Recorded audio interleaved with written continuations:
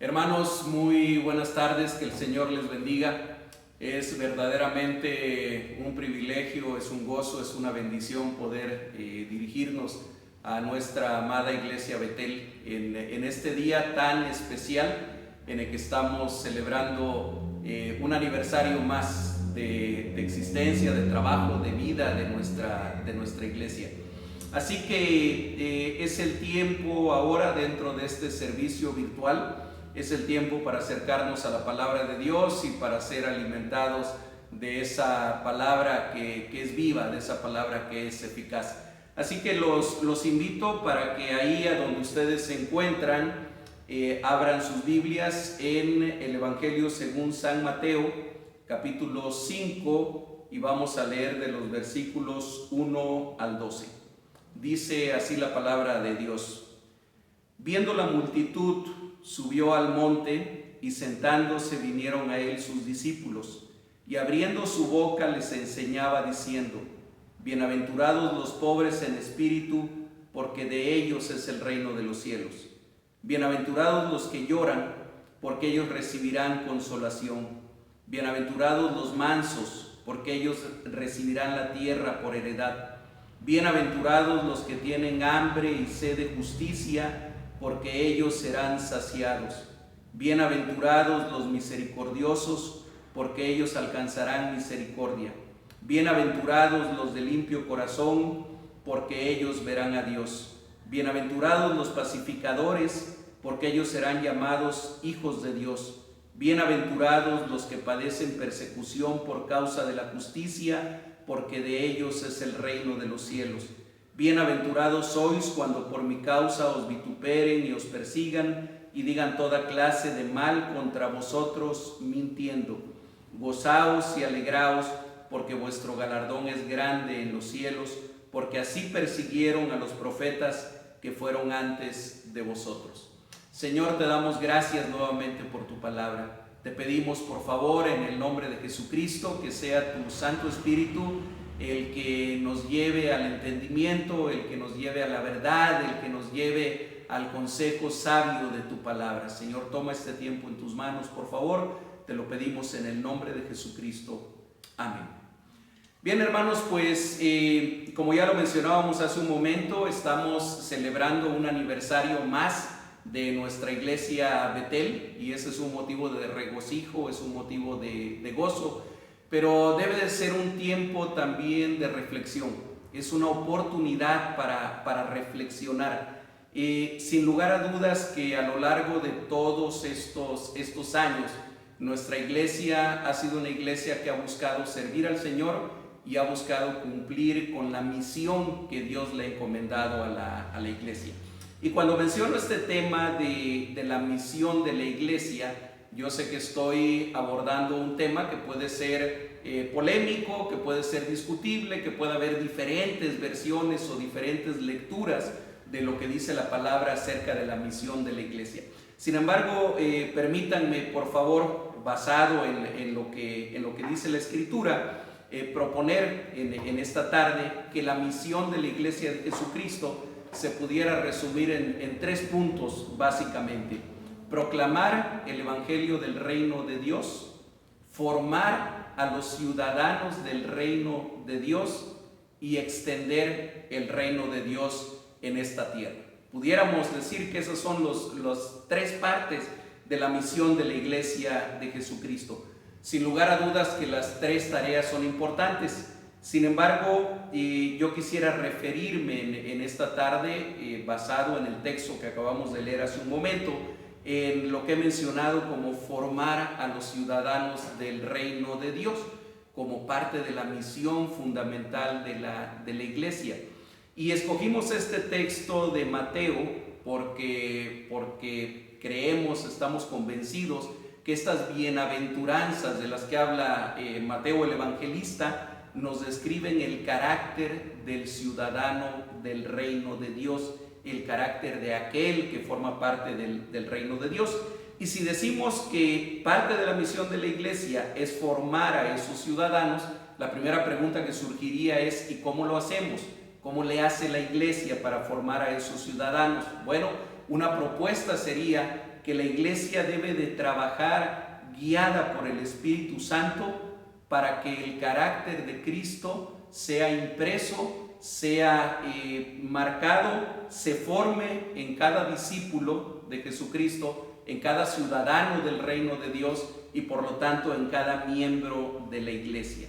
Ahora, si estamos hablando del carácter del ciudadano del reino, del carácter del discípulo, la siguiente pregunta sería: ¿cómo es ese carácter? ¿Cuál es ese carácter del ciudadano del reino de Dios? Bueno, Jesús lo describe de una manera única, como solamente el Señor lo puede hacer, a través de 8 bienaventuranzas. Algunos hablan de 9, sin embargo, realmente la 8ª y la 9ª es prácticamente la misma bienaventuranza. Así que vamos a comenzar analizando un poquito el texto y tratando de encontrar cómo el carácter del Señor y el carácter del ciudadano del reino de Dios lo encontramos descrito en esta porción. Primero déjenme hablar un poquito del contexto en el cual se encuentran las bienaventuranzas. En primer lugar, es importante considerar que estas bienaventuranzas están en el Evangelio de Mateo y no en los otros evangelios. Aun cuando el Evangelio de Lucas tiene una porción similar al Sermón del Monte, este Sermón del Monte solamente lo encontramos completo en Mateo, capítulos 5, 6 y 7. ¿Y por qué es importante resaltar esto? Porque el Evangelio de Mateo, pudiéramos decir que es el Evangelio del reino de Dios. La palabra reino de los cielos, la palabra reino de Dios, el concepto del reino de Dios se repite una y otra vez a lo largo del Evangelio de Mateo. ¿Y por qué? Bueno, porque Mateo, Leví, el cobrador de impuestos, judío completamente, hebreo completamente, él escribe este Evangelio como una carta, como una enseñanza, como una epístola a los judíos precisamente, a sus coterráneos, y por eso vemos que una y otra vez menciona, por lo menos hay 7 veces en las que a través del Evangelio de Mateo él dice: y esto ocurrió para que se cumpliera la escritura, esto ocurrió para que se cumpliera lo que estaba escrito por los profetas. Ese es el primer punto del contexto que quiero resaltar. El segundo es que las bienaventuranzas son la introducción, en realidad es la introducción de un sermón, y pudiéramos decir es la introducción a la predicación más grande que ha existido, predicada por el predicador más grande que ha existido, que es el Señor Jesucristo. Y estas bienaventuranzas son solamente la introducción a ese sermón. El Sermón del Monte, en realidad, y muchos autores lo consideran así, es un manifiesto de Jesucristo en el cual declara los valores y principios que rigen el reino de Dios. Si ustedes quieren saber, si nosotros queremos saber cómo funciona el reino de Dios, cuáles son los valores del reino, tenemos que ir al Sermón del Monte y ahí los vamos a encontrar. John Stott, un teólogo de nacionalidad británica, que ya partió con el Señor hace un par de años, él decía que el Sermón del Monte es el sermón más conocido, el peor entendido y el menos obedecido de todos los sermones, y creo que hay mucho de cierto en eso. Bien, hablemos un poquito de la estructura de este texto que acabamos de leer, porque tiene una estructura bien marcada. Bueno, en primer lugar habla de bienaventurados, y esta palabra bienaventurados tiene una significancia bien profunda. La palabra en griego es makarios, y este makarios, como siempre las palabras en griego pueden tener diversas acepciones en el castellano, y se puede traducir como bendición suprema, se puede traducir como sumamente dichosos. Alguien ha dicho por ahí, yo lo he leído varias veces e incluso yo creo que lo he enseñado, que Macario significa 3 veces feliz, o feliz, feliz, feliz. Sin embargo, esta última acepción se me hace que se queda corta del significado profundo que tiene la palabra Macarios. Fíjense que en las Biblias en inglés se traduce esta palabra Macarios como lo que para nosotros en español sería beatitud. Y yo buscaba en el diccionario, y beatitud dice: es un estado de serenidad, de paz espiritual, y de felicidad. Me parece que es un concepto más completo de lo que significa Macarios. Es decir, cuando Jesús dice bienaventurados los que, está diciendo supremamente bendecidos, sumamente bendecidos, dichosos, con un estado de serenidad, de paz espiritual y de felicidad, los que, y empieza a describir algunas características.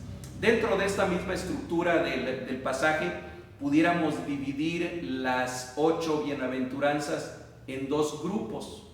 Pudiéramos hablar de que las primeras 4 bienaventuranzas tienen que ver con rasgos de carácter que me llevan a amar a Dios, que me llevan a tener una relación más íntima, más profunda con Dios. Y las siguientes 4 bienaventuranzas son rasgos de carácter que me llevan a amar a mi prójimo. Y ahorita lo vamos a ver. Desde luego no vamos a profundizar en cada una de las bienaventuranzas porque no hay tiempo para eso.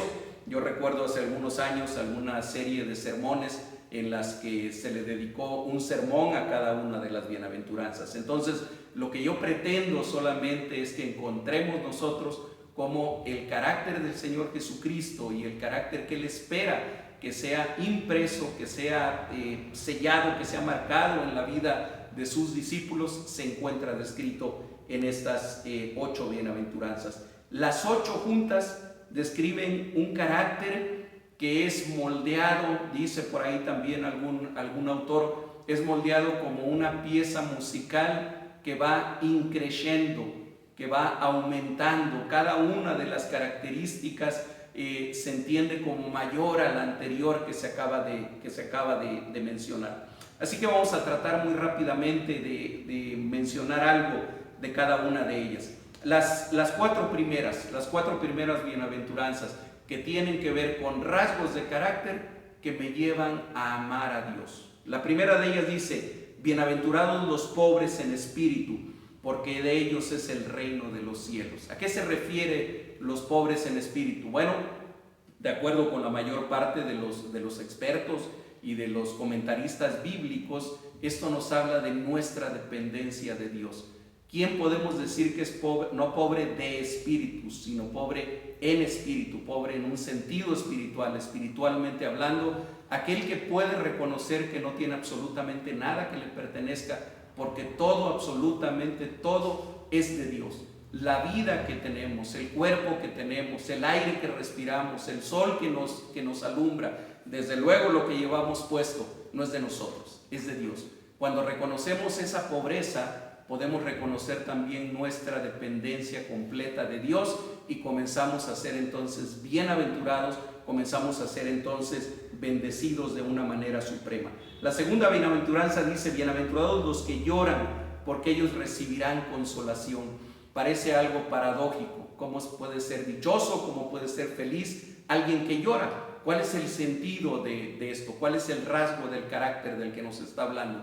Cuando nuestro pecado, cuando nuestra pecaminosidad se hace consciente en nosotros, nos damos cuenta de ella, nos damos cuenta de que somos verdaderamente como el Señor Jesucristo le dice a alguna de las iglesias en el Apocalipsis: eres un pobre, miserable, desnudo, y así nos vemos delante de Dios.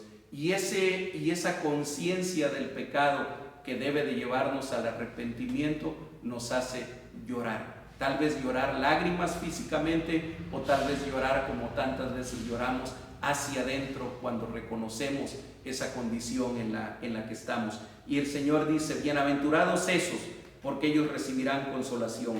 La tercera habla de la mansedumbre, otro rasgo de carácter, y dice: bienaventurados los mansos, porque ellos recibirán la tierra por heredad. ¿Cómo podemos entender esa mansedumbre como un rasgo de carácter? Es cuando nosotros estamos dispuestos a aceptar lo que el Señor mande a nuestra vida, a aceptar la voluntad de Dios como Él la quiere presentar en nuestra vida. En la Escritura se habla de 2 hombres, de los cuales se menciona específicamente su mansedumbre. Uno de ellos es Moisés. Se dice que era el hombre más manso que había y sin embargo era líder de una nación que tenía que recorrer todo el desierto casi 1 millón de personas. Fue el hombre que se paró enfrente del faraón y que le dijo una y otra vez: tienes que dejar ir a mi pueblo. Sin embargo, se dice que era un hombre sumamente manso. Y el otro es precisamente el Señor Jesucristo, cuando Él dice: aprendan de mí, que soy humilde y manso de corazón, y hallarán paz para vuestras almas. Entonces, la mansedumbre es el tercer rasgo de carácter que aquí se menciona. El cuarto es tremendamente importante. Dice: bienaventurados los que tienen hambre y sed de justicia, porque ellos serán saciados. ¿Y a qué se refiere esta hambre y sed de justicia? Debemos de entender la palabra justicia en el contexto bíblico como un equivalente a las cosas de Dios. Permítanme, por favor, para hacerlo más claro, cambiar esta palabra y decir: bienaventurados los que tienen hambre y sed de las cosas de Dios. Cuando el Señor Jesucristo dice también en el sermón del monte: mas buscad primeramente el reino de Dios y su justicia, está hablando de esto mismo. Entonces, alguien verdaderamente dichoso, alguien que se puede llamar supremamente bendecido, es alguien que tiene hambre y sed de las cosas de Dios. Hambre y sed de su presencia, hambre y sed de adorarlo, hambre y sed de su palabra, hambre y sed de estar en oración y estar en comunión íntima con Él. Y hermanos, ustedes seguramente se darán cuenta, igual que yo, que esto tiene muy poquito que ver con religión y tiene mucho que ver con una forma de vida, que tiene muy poco que ver con rituales a lo mejor establecidos y que tiene que ver con un cambio profundo en el corazón de las personas. Y esas 4 características, esos 4 rasgos de carácter, sin lugar a dudas nos llevarán a tener una relación íntima con Dios. Los 4 siguientes hay un cambio de concepción, porque está hablando ahora el Señor de rasgos de carácter que tienen que ver con nuestra relación con los demás. Y déjenme hacer un paréntesis rapidísimo. La palabra de Dios es totalmente congruente en cada una de sus partes. Cuando el Señor Jesucristo le preguntaba a alguien: ¿cuál es el mandamiento más importante? ¿Cuál es el mandamiento mayor de todos? Él fue muy claro y dijo: amarás al Señor tu Dios con todo tu corazón, con toda tu alma, con todas tus fuerzas, con todo tu entendimiento.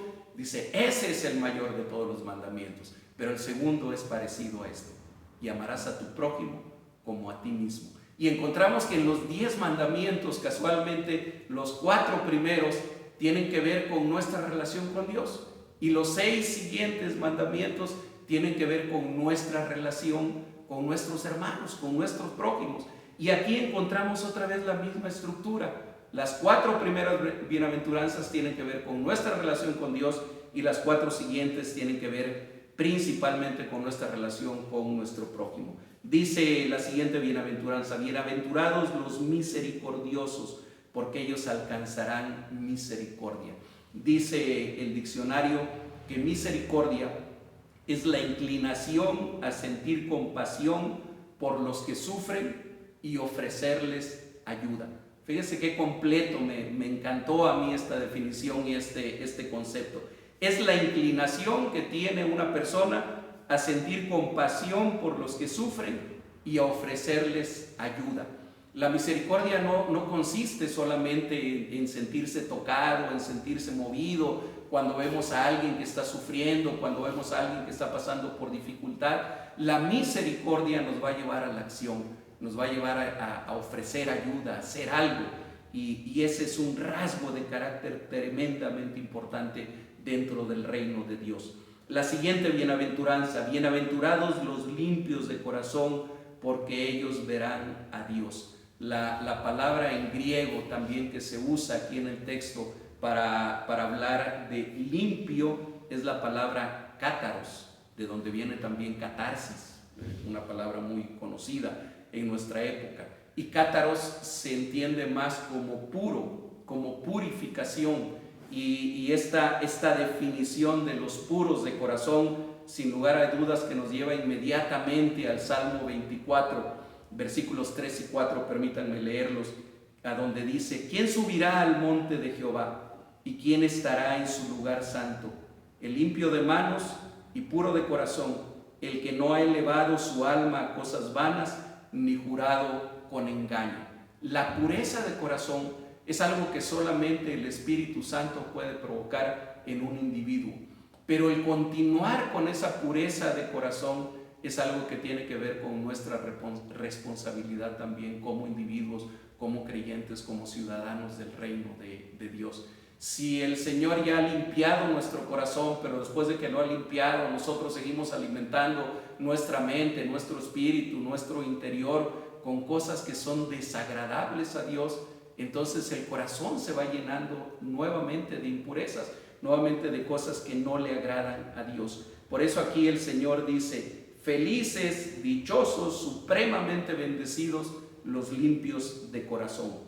El siguiente rasgo de carácter dice: bienaventurados los pacificadores, porque ellos serán llamados hijos de Dios. Y otra vez quiero mencionarles la palabra en griego, y es que el significado muchas veces nos enriquece el entender lo que dice la palabra. La palabra en griego que aquí se traduce como pacificadores es eirenopois. Se nota enseguida que no hablo griego. Esta palabra es una palabra compuesta y está formada de la palabra eirene, que quiere decir paz. Así que las hermanas que se llaman Irene ya saben el significado de su nombre. Entonces la palabra eirene, que es paz, más la palabra poieo, que se puede traducir como poner, como practicar, como producir, como causar, como establecer, como trabajar. Entonces permítanme hacer una traducción libre de esta palabra y decir que pacificador es alguien que practica la paz, es alguien que produce la paz, es alguien que causa la paz y es alguien que trabaja por la paz. Ser pacificador no es únicamente decir yo quiero que haya paz en todos los lugares y en todas las personas. Ser pacificador implica un rasgo de carácter, implica una actitud, implica un trabajo de buscar la paz en todos los ámbitos en los que a nosotros nos toca trabajar. Sin lugar a dudas que es un rasgo de carácter de los ciudadanos del reino de Dios. Y terminan las bienaventuranzas diciendo que bienaventurados los que padecen persecución por causa de la justicia, porque de ellos es el reino de Dios. Y a lo mejor pudiéramos decir, bueno, de ser perseguido por causa de la justicia no es un rasgo de carácter, y tal vez es así, pero para que alguien llegue a ser perseguido por causa de la justicia es porque seguramente tiene todas las otras características que acabamos de mencionar. Y además, para poder vivir en medio de esa persecución por causa de la justicia, se va a necesitar de la mansedumbre, se va a necesitar de ser pacificador, se va a necesitar de tener una relación íntima con Dios a través de esa pobreza en espíritu de la que hablábamos al principio. Y fíjense que curiosamente es esta última bienaventuranza la que abarca más espacio de las 8 bienaventuranzas. Incluso la palabra bienaventurado se repite 2 veces en ella. Déjenme leerlo, versículo 10: bienaventurados los que padecen persecución por causa de la justicia, porque de ellos es el reino de los cielos. Bienaventurados sois cuando por mi causa os vituperen y os persigan y digan toda clase de mal contra vosotros mintiendo. Y miren lo que dice el versículo 12. Dice: gozaos y alegraos, porque vuestro galardón es grande en los cielos. O sea, cuando alguien nos vitupera, cuando alguien nos persigue, cuando alguien dice toda clase de mal contra nosotros, mintiendo, la reacción que el Señor espera de los ciudadanos del reino de Dios es de gozo, es de alegría. Es algo a lo mejor paradójico, pero ¿qué es lo que produce ese gozo y esa alegría? Bueno, saber que el motivo por el que se habla mal de mí, por el que me persiguen, porque me vituperan, es la justicia de Dios. Es porque yo vivo siguiendo esa justicia de Dios. Fíjense, ya para ir concluyendo, que solo en la primera y en la última bienaventuranza, la promesa se encuentra en tiempo presente, en un tiempo verbal presente. Yo no sé si ustedes lo han notado, pero solamente en el verso 3 dice: bienaventurados los pobres en espíritu, porque de ellos es el reino de los cielos. Y en el versículo 10, bienaventurados los que padecen persecución por causa de la justicia, porque de ellos es el reino de los cielos. Las otras se encuentran en futuro: los que lloran, porque ellos recibirán consolación; los mansos, porque ellos recibirán la tierra por heredad; los que tienen hambre y sed de justicia, porque ellos serán saciados. ¿Y cuál es el sentido de esto? ¿Qué lectura podemos hacer de esto?